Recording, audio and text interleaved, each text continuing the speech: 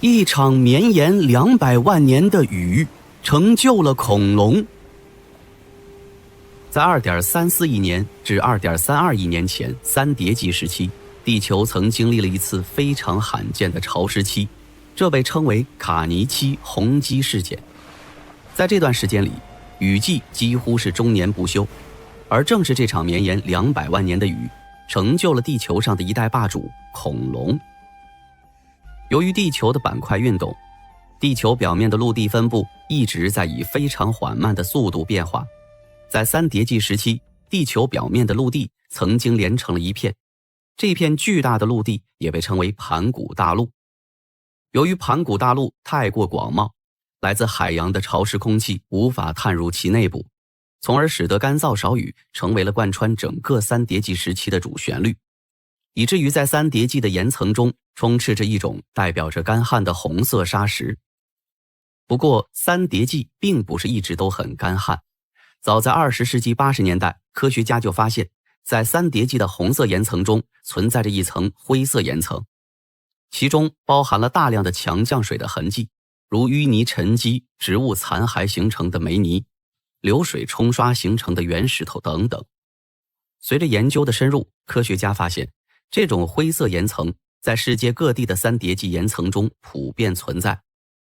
除此之外，同时期的动植物化石以及沿海地区的沉积岩也从另外的角度提供了相应的证据。种种迹象都表明，地球曾经历了一次漫长的强降雨过程。科学家通过放射性碳定年法测算出，这个强降雨过程从2.34亿年前至2.32亿年前结束。随后，人们将其命名为卡尼期洪积事件。科学普遍认为，导致卡尼期洪积事件的罪魁祸首就是火山运动。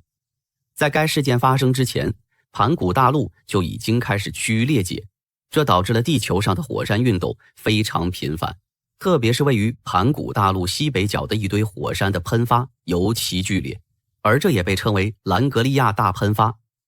随着火山运动的持续，大量的二氧化碳从地球内部汹涌而出，它们不断地在大气层中堆积，并引发了越来越严重的温室效应，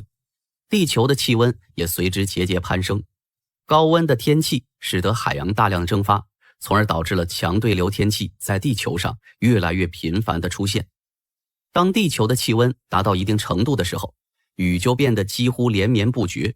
而此时大气层中的气流也变得异常狂暴，即使是广袤的盘古大陆也无法阻挡来自海洋的强劲气流，它们携带着大量的水汽，持续不断地冲入这片陆地的深处，于是一场全球性的大雨就开始下了起来。一方面，地球上的火山运动源源不断地将新的二氧化碳释放到大气层中，造成地球的气温居高不下，进而引发了全球性的降雨。另一方面，持续的降雨可以给地球降温，并稀释大气中的二氧化碳，这样就形成了一种动态的平衡，所以雨就几乎是一直下个不停，即使这些区域偶然出现晴天，也很快就会被雨天代替。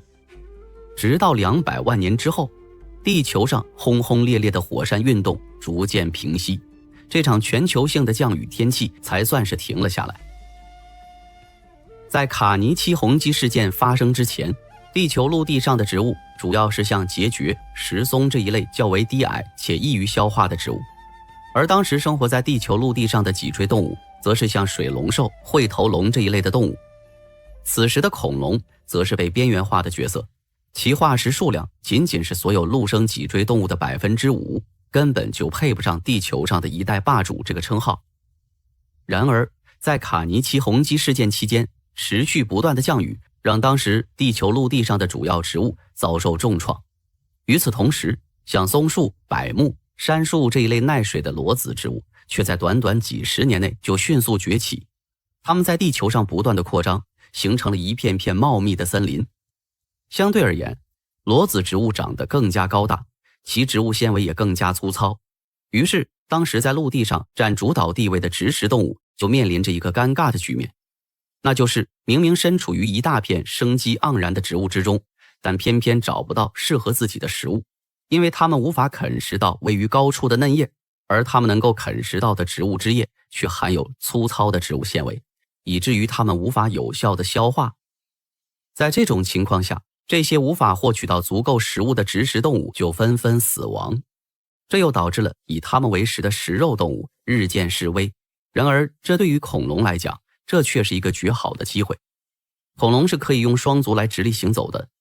并且它们还配备了较长的脖子，也就是说，在同等体型的情况下，恐龙可以啃食到其他动物无法够到的嫩叶。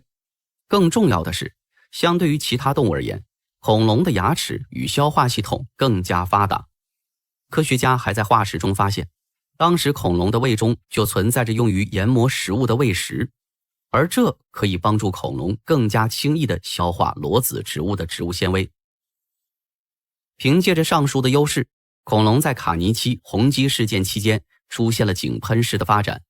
而这一点可以从它们留下的化石数量中就可以看出来。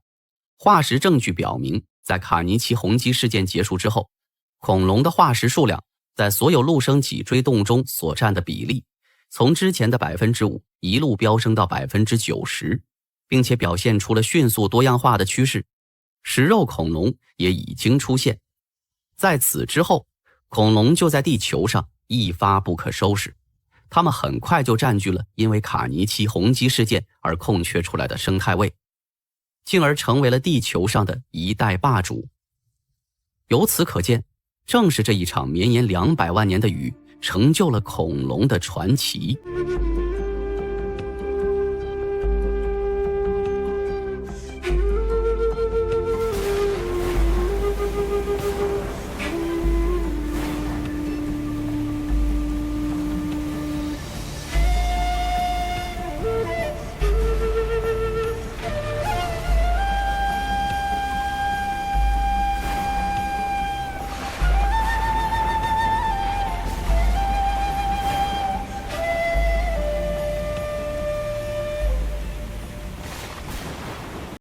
宇宙起源于无中生有，